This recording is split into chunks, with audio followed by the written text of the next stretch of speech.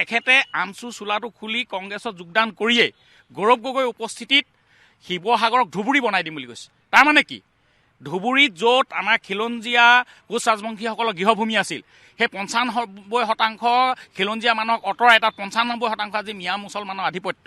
তাৰ পৰা আজি আমাৰ খিলঞ্জীয়া মানুহসকল কোচ ৰাজবংশীসকল তাৰপৰা ওলাই আহিবলৈ বাধ্য হ'ল।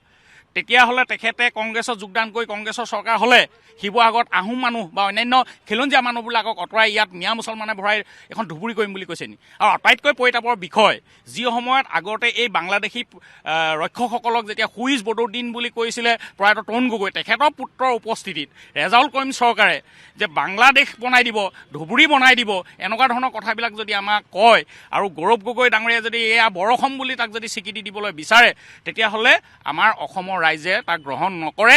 আজি অসমৰ ৰাইজ, বিশেষকৈ উজনি অসমৰ ৰাইজ, শিৱসাগৰ ৰাইজ আজি জ্বলি আছে। আৰু গৌৰৱ গগৈক আমি প্ৰশ্ন কৰিছোঁ, তেখেতৰ সাহস আছেনে ৰেজাউল কৰিম চৰকাৰক বহিষ্কাৰ কৰিবৰ কাৰণে? আমি আল্টিমেটাম দিছোঁ, অহা 7 দিনৰ ভিতৰত ৰেজাউল কৰিম চৰকাৰক তেখেতসকলে বহিষ্কাৰ কৰিব লাগিব। যদি বহিষ্কাৰ নকৰে, তেতিয়াহ'লে আমি জানিম যে ৰেজাউল কৰিম চৰকাৰহঁতৰ নিচিনা মানুহৰ তেখেতসকল পৃষ্ঠপোষক।